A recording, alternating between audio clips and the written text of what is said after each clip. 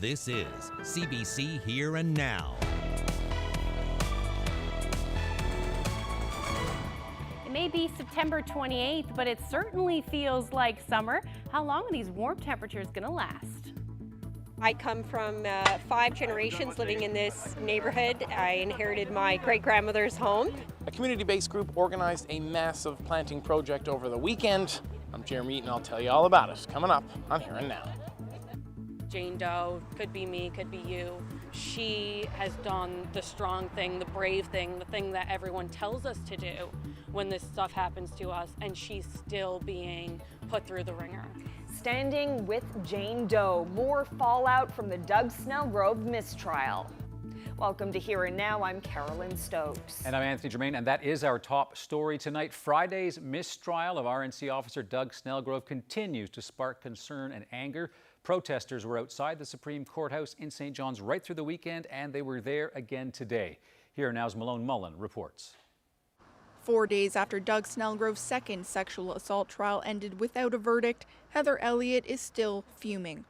I saw that the jury had been sequestered and then found out from my partner that it had been declared a mistrial and couldn't speak, was very shocked, and then just got angry. She's been standing on the steps of the Supreme Court on and off since Friday.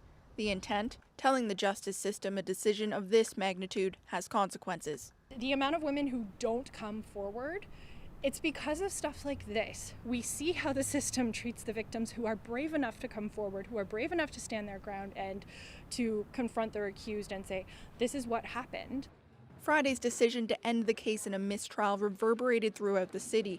For the second time, a police officer who testified he had sex while on duty with an intoxicated woman will walk away. If a new trial goes ahead, it will be the third time the complainant has to publicly relive that night. Ashley McDonald has been following the case closely. After Snellgrove's acquittal 3 years ago, she sent the complainant thank you cards from supporters. This time, she's collecting video messages. You can feel very vulnerable in those moments. Anytime you tell your story, you can feel vulnerable. And there's a little bit of a feeling like you've lost control every time you tell it, right? So like it's not yours anymore. You don't hold all of that story. You've given it to other people. For those holding signs today, it's easy to put themselves in the complainant's shoes. It could be any one of them, or their sisters, mothers, friends, in that courtroom. In my personal experience, I was intoxicated and somebody took advantage of that situation. I know plenty of people who have unfortunately been in a similar situation where you're inebriated, you can't consent, and the next day you figure, well, I was drunk. That's it. That was the narrative a lot of us grew up with, was if you don't want something bad to happen to you, don't drink so much. There is one small silver lining for Heather, the hope that throwing consent into the spotlight might mean never having to stand here again.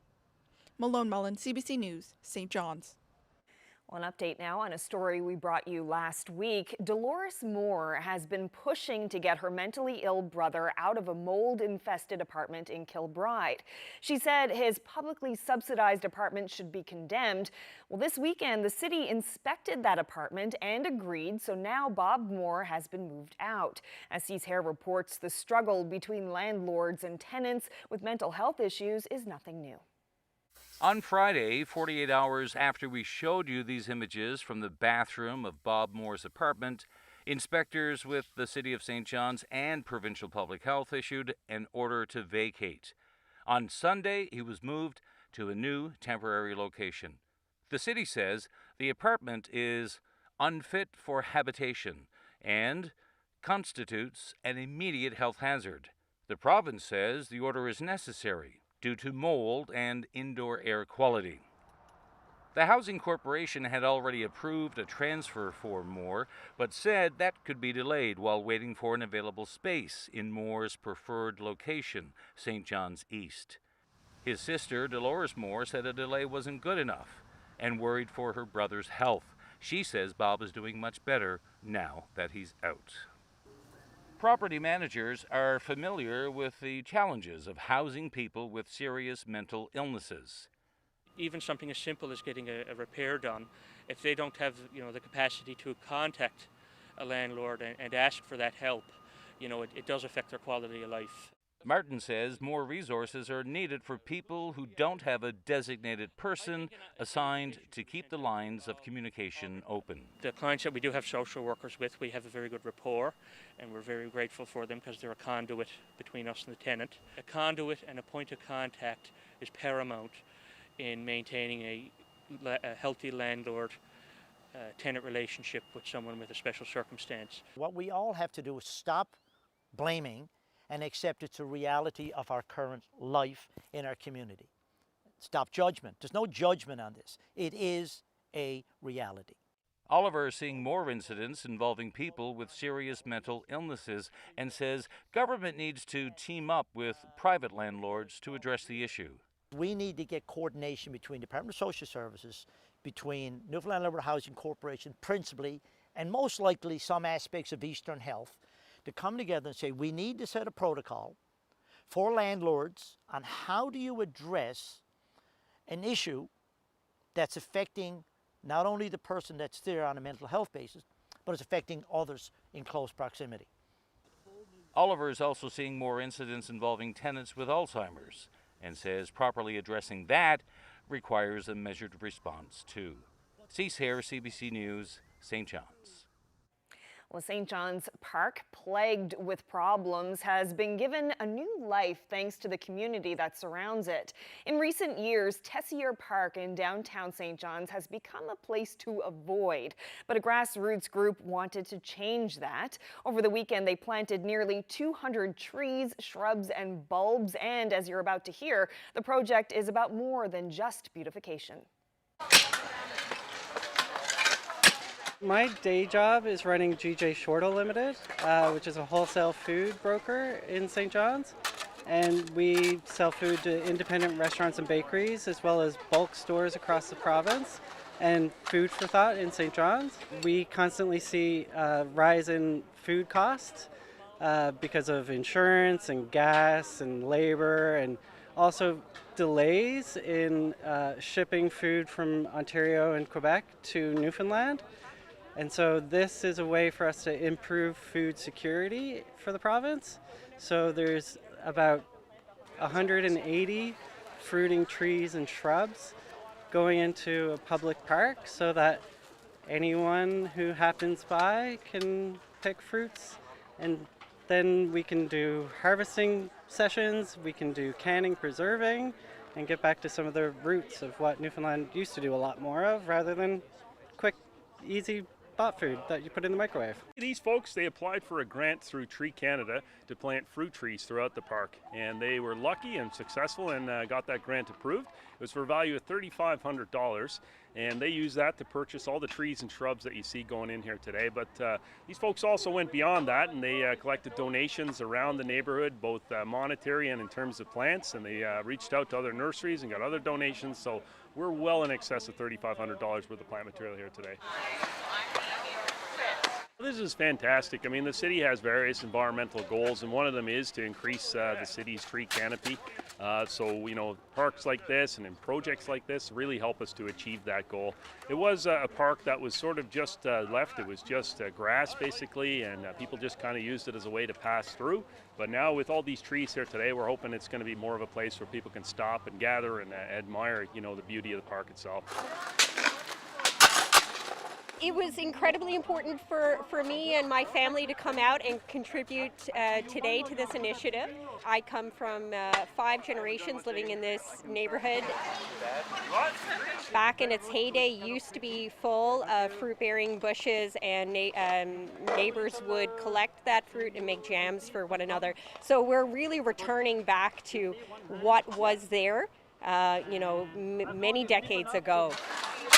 This is an incredible community building initiative. There is a lot of work to do, and it certainly gives us an opportunity to come together and work together. Certainly this is an urban community, an urban neighborhood, and there's going to be those intersectional issues that we have to navigate around. But this community garden, this healing garden, it is an incredible opportunity to build and to come together.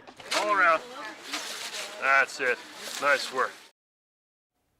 And thanks to our Jeremy Eaton for putting that together, and Jeremy's not done. From St. John's Gardens and Sunshine to snowy sidewalks, there was another protest today outside City Hall, and some folks are fed up with snow clearing. That rally comes after council rejected a proposal to add $1.3 million to keep sidewalks snow-free this winter. Here now, Jeremy Eaton, busy guy tonight. He's on that story as well. He joins us live. So it sounds, Jeremy, like some people are pretty fired up about this.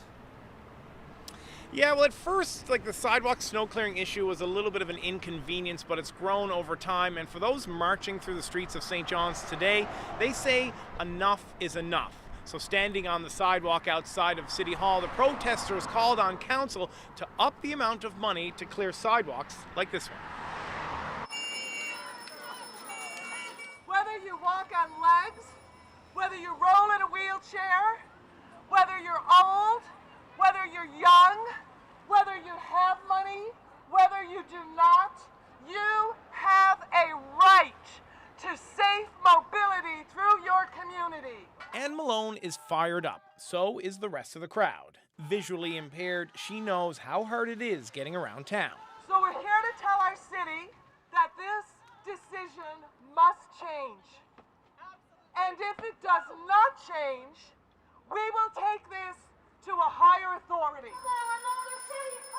Earlier this month, council shot down a proposal by Councillor Ian Frow to up the sidewalk snow clearing budget by more than $1.3 million. That vote prompted the protest, and for people like the CNIB's Sarah Hutchins to speak up. Visually impaired pedestrians take their lives in their hands when they walk on a skating rink, on the sidewalk, or they go out into the road. It is not fair. St. John's in the winter, it is not accessible to all pedestrians. Visually impaired persons do go inside and they don't come out because they don't feel like it's safe. No more crashes, no more snow. Even without snow, St. John's is a challenging city to navigate. It's not good enough. We're not doing enough for the people of our city to stay safe, to be able to go to work, to be able to go out and live the lives that they want and participate. Take to the streets every year. For council, more snow clearing means more money. And these days, the question is about finding the dollars. That to me doesn't seem like a great politics. That seems like a great business. And this is supposed to be our municipal government, not our municipal corporation. The crowd here says council should stop talking the talk and start walking the walk. You go out and start walking the streets every single day when it's snowy out and see if you also think that it's okay to save money and not spend the time and energy into making sure that these streets and these sidewalks are safe. So now council voted for a second time and the final time on this issue, and again Froud's proposal for the $1.3 million was shot down. Now City Hall says it is still committed to sidewalk clearing and it will revisit this issue come budget time, which will be in the next couple of weeks and the next couple of months.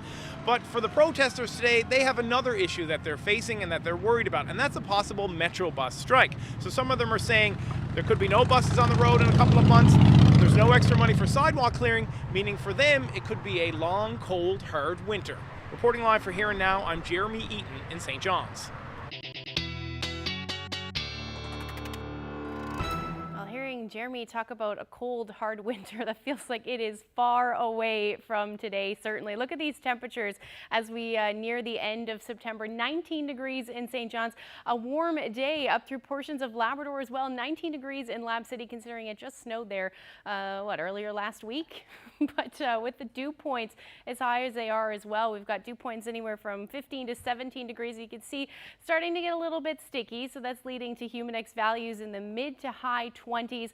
And this is going to stick around for a few days, so if you like that, you're in luck. But overall, we are seeing these windy conditions. They are also going to stick around. We've got gusts anywhere from 50 to 60 kilometers per hour. Anything north of this warm front is cool. Anything south of that is where we're seeing some of that warmer air. And like I said, it's going to stick around. So we'll talk about that and your full forecast when I come back. Thanks so much, Ashley. Well, now to the Northern Peninsula, where about 100 vehicles gathered in Plum Point on Saturday to protest a plan from a conservation group to double the size of protected areas on the island. We will not give up the land without protest. Back in May, the Wilderness and Ecological Reserves Advisory Council identified a large chunk of land on the Northern Peninsula that it wants designated a wilderness reserve.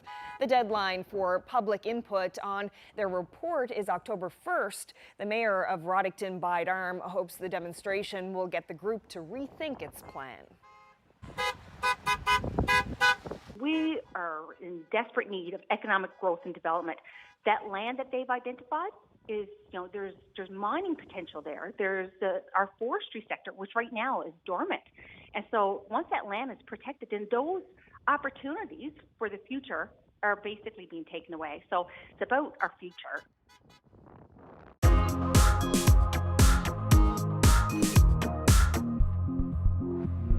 Teachers are looking for changes to sick leave.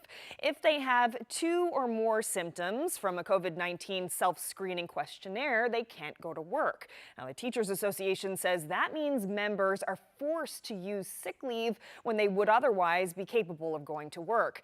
The NLTA has filed a grievance with the English School District and the provincial government. The union says the government should grant teachers paid leave instead of having them use their limited sick days.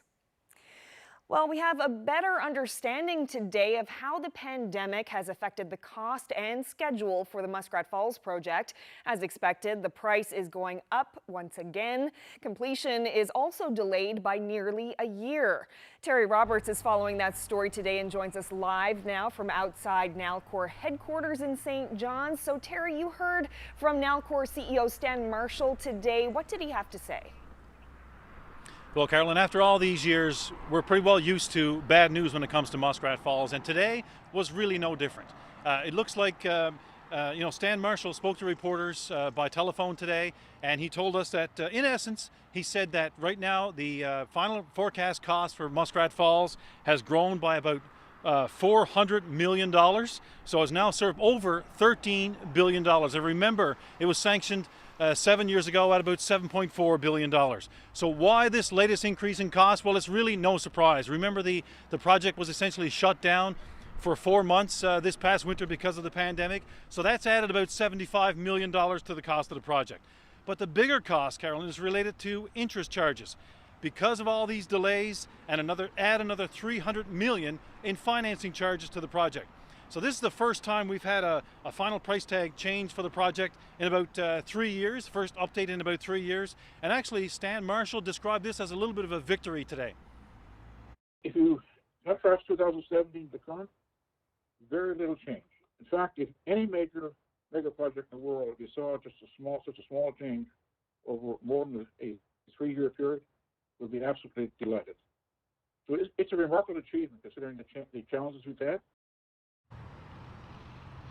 Yeah, but as we know, Muskrat Falls was supposed to be finished by now, so payments are starting to come due on all that borrowing that we've done for this project. How much right now? $360 million is due, and so we know that Muskrat Falls is not generating any revenue right now, so guess where all that money is coming from? It's coming from our cash-strapped provincial government. All right, so Terry, what about the project schedule? When can we expect to see Muskrat electricity powering homes here on the island? Yeah, well, as we know, things are advancing. Last week, Nalcor advanced that the first of its 4 turbines started producing power at Muskrat Falls, sending about 200 megawatts of that power now to Churchill Falls. But there are still some big challenges ahead. We know that General Electric, well, they're still struggling to complete the software needed to operate that very long transmission line from Labrador to the Avalon Peninsula.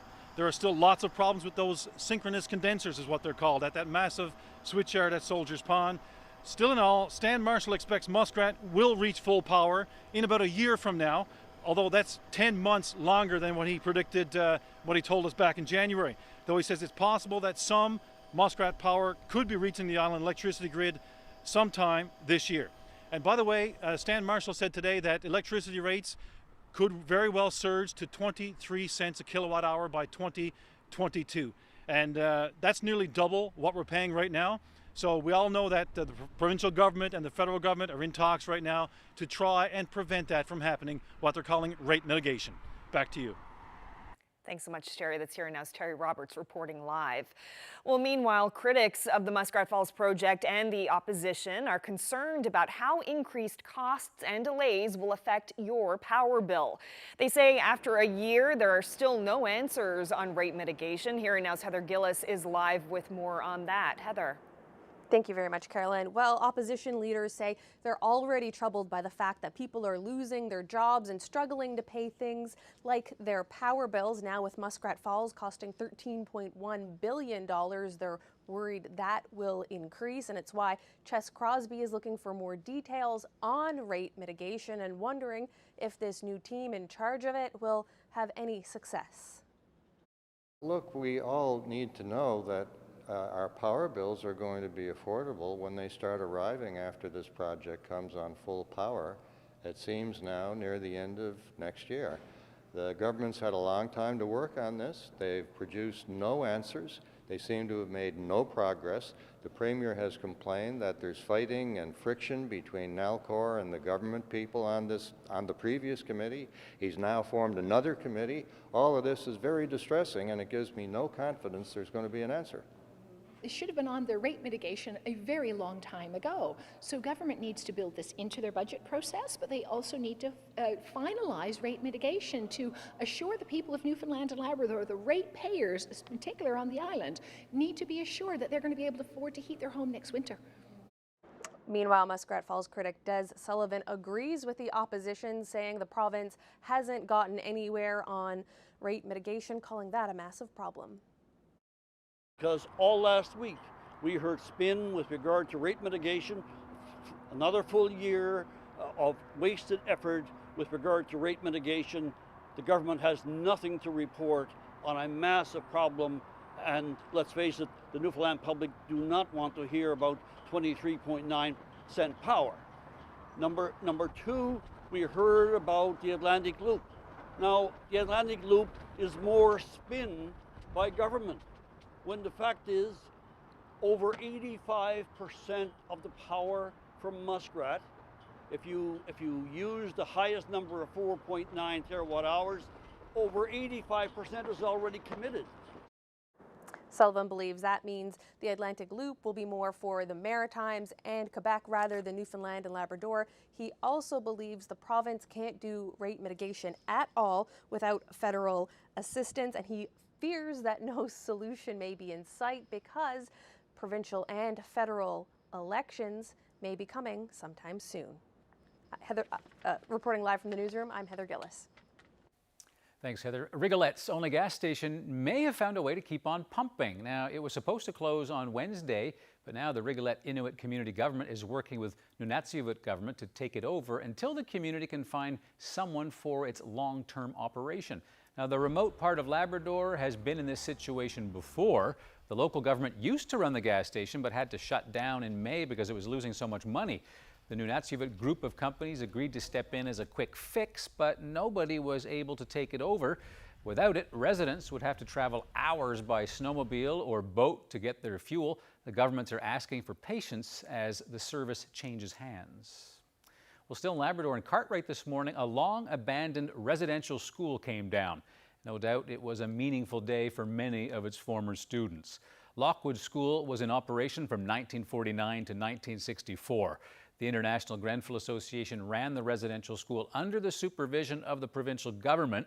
In 2017, Prime Minister Trudeau delivered an apology to the Inuit, Innu, and Nunatuavut people of the province for the abuses they suffered inside 5 residential schools, and Lockwood was one of those schools.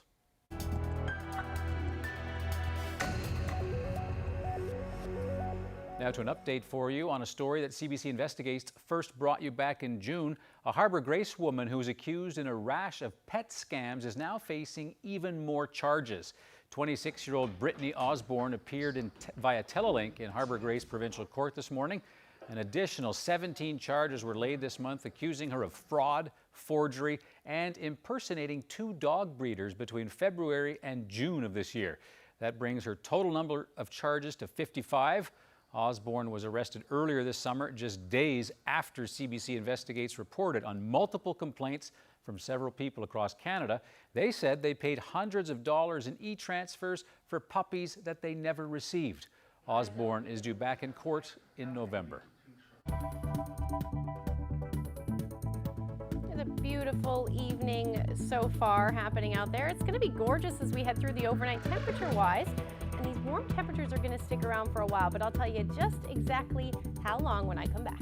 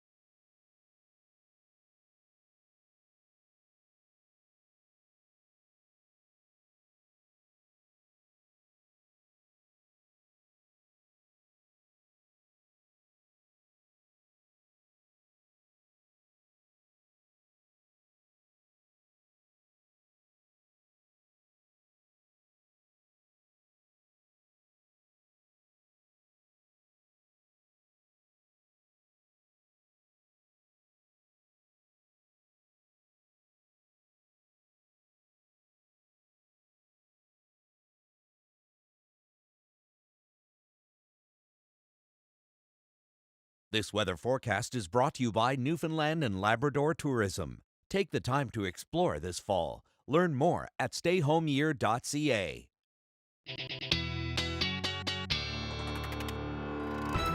Ashley's here now to look at the beautiful weather forecast. I can't get over how nice and warm it was today in St. John's. It was absolutely gorgeous out there. A little bit of a cool start though, because we had some cloud cover sticking around here in St. John's anyway, but once that sun came out, beautiful afternoon. And we're still sitting there as well. Let's take a look at those temperatures across the board. 18 degrees in St. John's, 22 in Badger, similar temperature in Corner Brook at 19 degrees, and then Lab City, you're still sitting at a comfortable 18 degrees right now. Now what we have going on is there's an an area of low pressure to the north that's associated with the warm front. Anything north of that, we're seeing some of that cooler air. Anything south of that is where we're seeing that warmer air. You may have noticed also in the sky today some more haze, and that was again because of that wildfire smoke. That will clear as we head through the day tomorrow, and eventually clearing for most of the province tomorrow. It'll probably stick around for the majority of the afternoon for eastern areas. Zoom out a little bit. We've been talking about this warm air and what exactly is happening. So here's a look at the jet stream. Big dip in that jet stream, and it's pretty much up over northern portions of Labrador. Then we've got this ridge of high pressure. That rotates counterclockwise. All it's doing is bringing all of that warm air up right into Atlantic Canada. And I showed you this map yesterday, last week. And as we continue to go through the week, you can see that even stronger jet stream, which is going to keep this in play over the next couple of days, certainly into the weekend. To the beginning of next week, we'll see a little bit of a cool down Monday, Tuesday, and then right back into some of that warmer air as we get into the beginning of October. So certainly a beautiful stretch of weather. The other thing you'll notice is the Humidex as well. So that's all thanks to these warm dew points. This is where we're sitting right now, 15, 16 degrees, and that's when things start to get a little bit sticky. And that's leading to these Humidex values into the mid-20s, even more so as we head through the day tomorrow. Here's where the dew point temperature forecast as we head into tomorrow afternoon. Some of these warmer temperatures, that's going to stick around into Wednesday, even warmer, and then Thursday as well. So this humidity isn't going anywhere, at least through this week anyway. But as we head through the overnight tonight, things are going to stay quiet. However, in this onshore flow, those temperatures along the southern portion of the island are a little bit cooler, and we're seeing areas of fog and drizzle. That will unfortunately continue as we head through the night tonight. So maybe some showers along the west coast. Metro area should stay dry. We may see a few showers through central as well. And then cloudy skies continuing up through Labrador with some periods of rain moving through as well. But there's your overnight lows. This is where we should be sitting, even warmer than where we should be sitting as our daytime highs at this time of year. So a beautiful night to sit outside with some west-southwesterlies anywhere from 20 to 40 kilometers per hour. We've got that cooler temperature north of that warm front for Nain. So you're looking at the potential for a few flurries mixed in tonight. Otherwise, those showers and temperatures in the single digits across the big land. As we head into tomorrow afternoon, pretty similar forecast as far as weather goes. So we're looking at the potential for some showers continuing along the west coast in that southerly flow as well. Some areas of fog and drizzle. And then staying cloudy for the first part of the day for eastern areas. Then we should see the sun peak out. Periods of rain will continue for Labrador.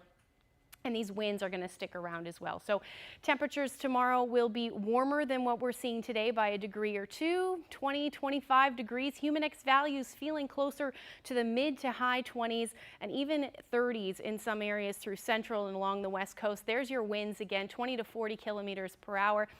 Cooler again along the south coast. But there's your temperatures. Lab City, again, 18 degrees tomorrow afternoon. Hang on to that because it's going to change slowly as we head into Wednesday. There's your temperatures. And then even warmer temperatures expected for the island. A little bit more sunshine in play on Wednesday at this point, and 25, 24 degrees. And then even into Thursday, we're looking at those mild temperatures. However, this is when things will start to get a little bit more unsettled. So some periods of rain, windy conditions as well, certainly along the Strait and northern peninsula. You'll see your winds ease up through Labrador, but 18 degrees in Cartwright on Thursday. Pretty beautiful for this time of year. Here's where we're sitting temperature-wise. There you go, hanging on to these temperatures in the 20s, or close to Friday and Saturday, with the potential for some showers or rain moving in on Saturday at this point. Through central Newfoundland, Thursday will be showers, and then again on Saturday for you as well. But overnight lows will start to dip, though, as we get towards the weekend. That's the story for western Newfoundland as well. 17 degrees will be the afternoon, or close to the afternoon high on Saturday.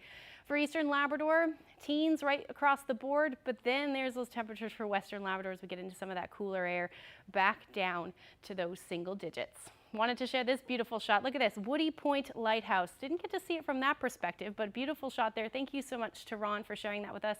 If you have any weather photos to share with us, send them to nlphotos@cbc.ca.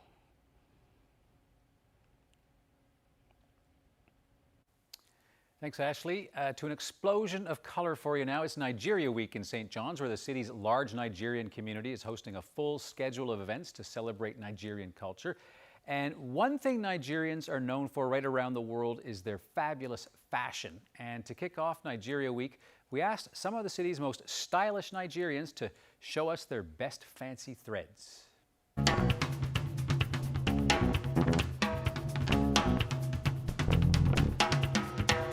Style, class, fashion, uniqueness.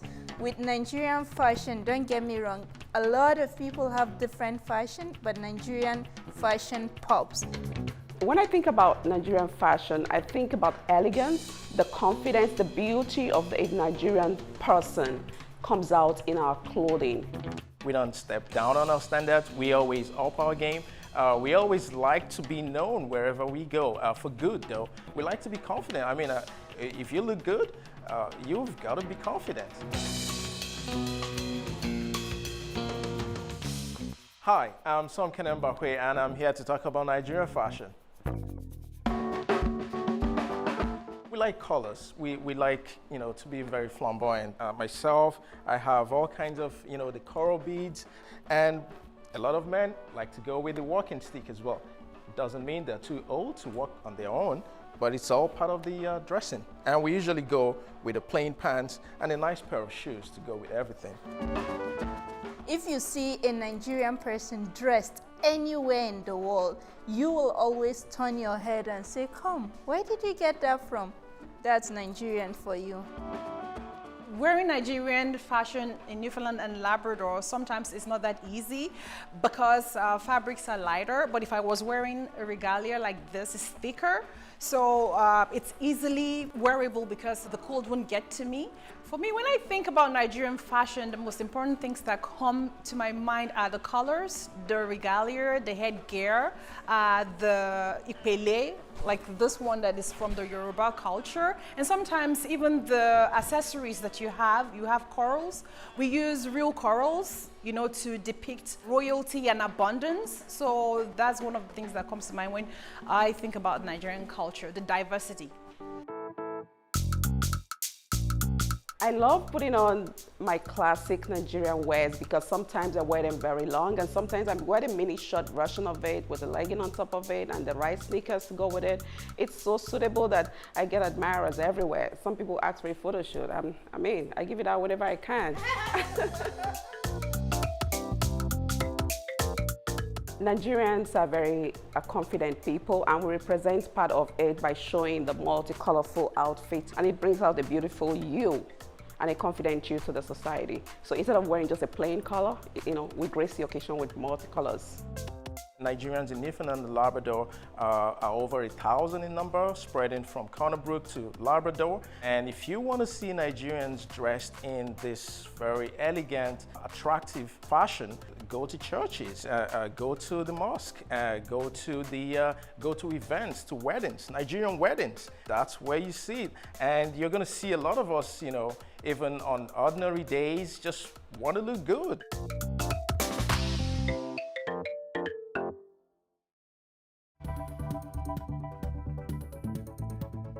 Whole thought was to get her out of that house. I didn't realize that he was concealing a butcher knife on his side. I didn't see it. He risked his life to save a neighbor, and now Ken Stead from New Harbour is receiving one of the highest civilian medals for bravery in North America.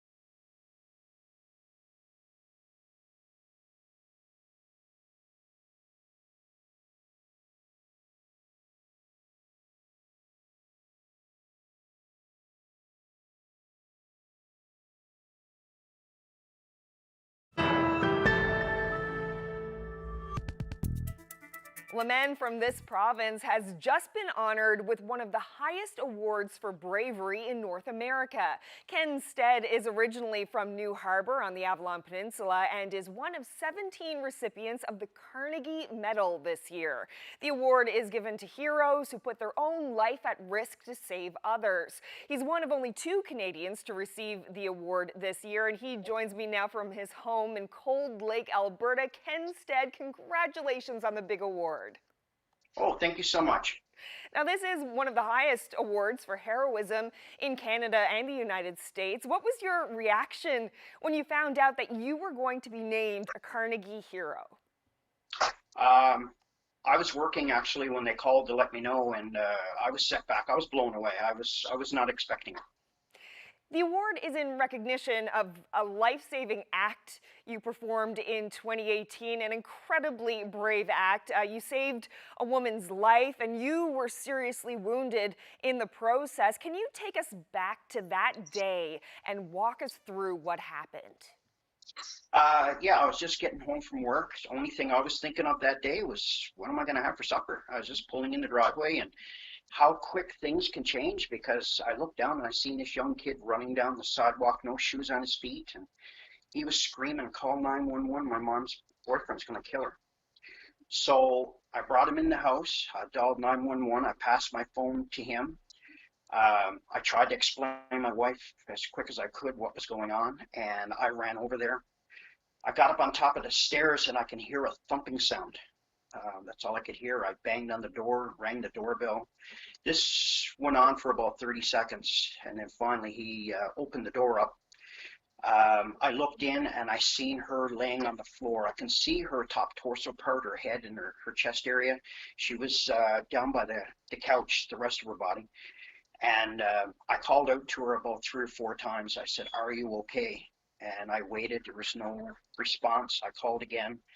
After about the 4th time, I got really worried because I thought she was gone.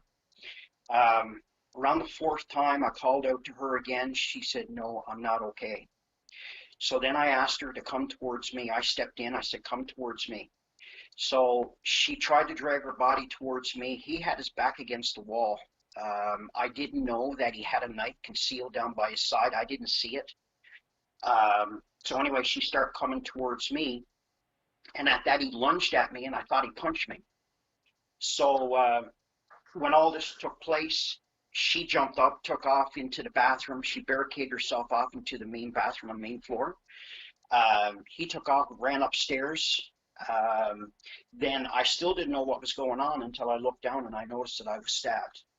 I didn't realize how severe it was. Do you know how big the knife was?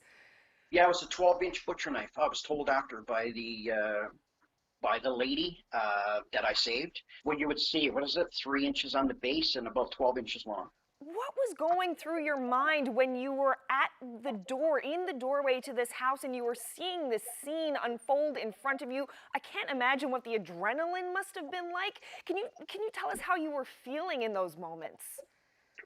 My heart sunk because I thought she was dead. I really did think she was dead.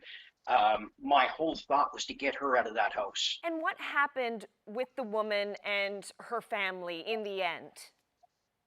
Oh, they were so thankful. I was in the hospital. They showed up. They couldn't stop thanking me. Hugs, yeah, for saving their daughter. They were so overwhelmed and happy. Her son was the person who ran outside and ran to you, but there were other children involved as well? Yeah, there was another baby up on the 2nd floor, was in the crib. His whole plan was, afterwards I found out that it was, he was planning on taking his life and everybody else with him. It's chilling to contemplate what could have happened if you did not show up at their door that day. I think about that as well. I mean, I'm no hero. I mean, I would have done anybody else would have done exactly the same thing. I mean, in that situation, I mean, yeah, anybody else would have done the same thing. I was just in the right place at the right time. Well, I think most people would definitely call you a hero, and now you have a medal from Carnegie to prove it. Thank you so much, Ken Stead, for telling us all about your heroic deed. Oh, you're very welcome.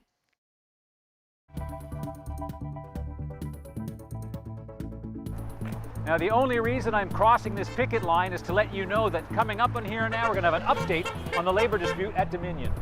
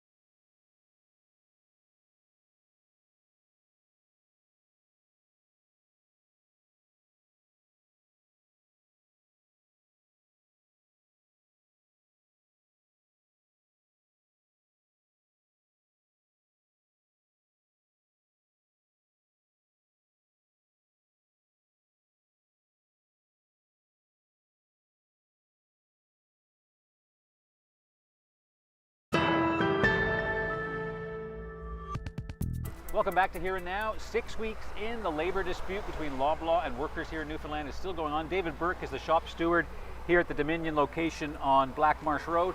So David, how are things going? A beautiful day. The snow has yet to come.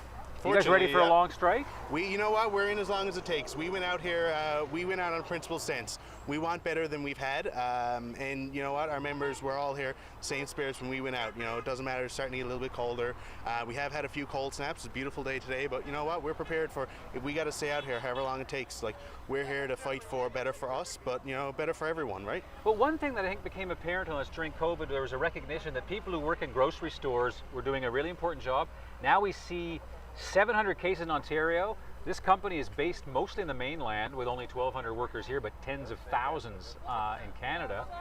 Do you think there's any chance now with a COVID spike that maybe the company will say, you know what, these people do deserve slightly more? Well, I certainly hope so. I mean, when they roll back our pandemic pay, they call it their essentials service premium. When they rolled that back, they told us, if anything happens and it ramps back up, then we'll definitely look at putting it back on the table. So hopefully this is, it's happening again. So they got to prepare for that, and hopefully they'll stay true to their word and they'll give us like a real, genuine response and get back to the table and give us a fair deal. It must be really strange in there. I mean, look at the parking lot. It's empty. There's no busyness. There's no business and no busyness. Yeah. What's it like in Dominion stores these days? Are they just sort of empty? There's no food? They're pretty much, cleaned out now. They've got their, the non-perishables that aren't expiring anytime soon. That's really all that's left. During the first month, we were really, pushing for the company to donate the stuff that was going to expire, get it out to the food banks, and our local did a lot of work to make sure that we were able to get the food out to the food banks, people who need it. But right now, I mean, the stores, they're empty. It's mostly just the non-union management who are going in. The pharmacies are still open, and so they're doing their business, getting people their medications. Other than that, it's pretty much quiet there. It's like, like a holiday every day. Last question for you. I mean, it's one thing to take a stance on principle, but we've seen thinking of Rona, Target. Any fears that this, you can stand on principle, but what if Dominion decides, forget it, we're getting out of Newfoundland and Labrador? For a company as big as Dominion and Loblaw, like, they've got the money. They're not pulling out of here anytime soon. The money they've invested in Newfoundland to try to, be the main grocery store in Newfoundland. I mean, even the website is Newfoundland Grocery Stores.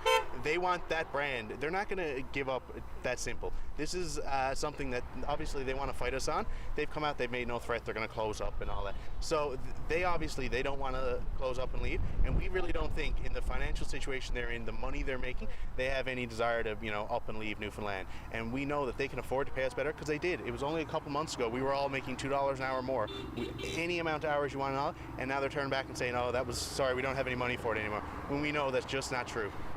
David, appreciate your time. Thank you. I'm sure we'll stay in touch. We'll come back, Absolutely. see how long this strike goes on. Maybe the next time, who knows, the snow might be up to here. Well, hopefully it doesn't get that long, but you know what, if it comes to it, we'll be here. All right, thank you very much. Thank you.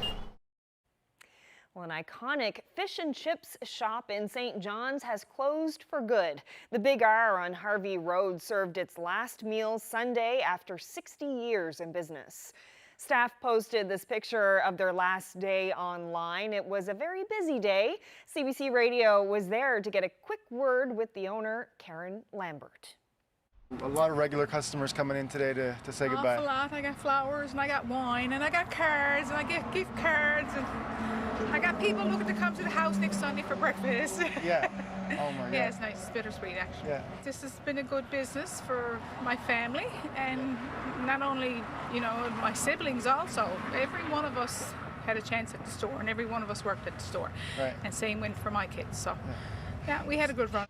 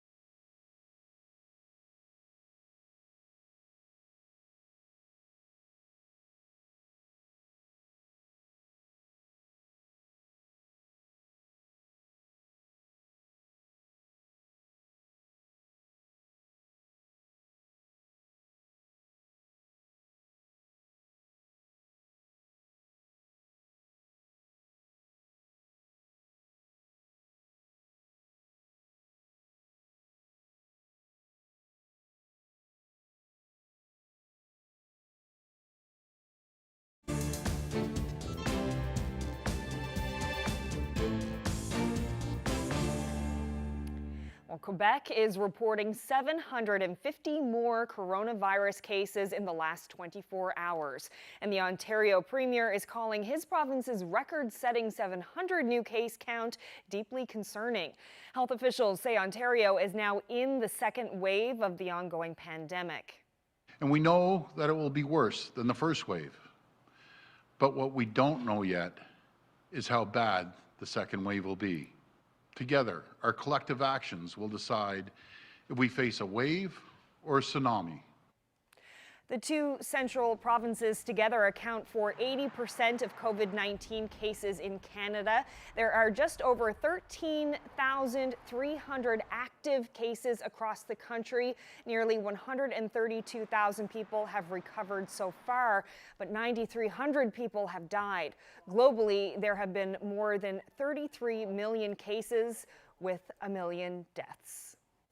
The World Health Organization announced a plan today to roll out 120 million rapid diagnostic tests for COVID-19, and that's aimed to help lower and middle-income countries have their testing catch up to richer countries. These tests provide reliable results in approximately 15 to 30 minutes. This will enable the expansion of testing, particularly in hard-to-reach areas that do not have lab facilities or enough trained health workers to carry out PCR tests.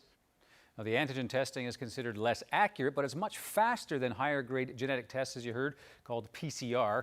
The WHO chief says these units will cost about $5 and they're expected to roll out next month. Meanwhile, India crossed 6 million cases today, second highest in the world. That includes more than 95,000 deaths. The United States remains the worst hit with more than 7 million cases and over 200,000 deaths. Those two nations and Brazil lead the world in both confirmed cases and deaths. Wow. Yeah, very serious a way lot to of numbers. end here and now tonight, but obviously you sort of see that this second wave we're seeing in the rest of Canada and in parts of the world, it seems as though it's starting to happen. Anyhow, keep our eyes on that, no question. Well, it's nice to be in Newfoundland and Labrador. Yep. Thanks so much for watching, everyone. Good night. Good night.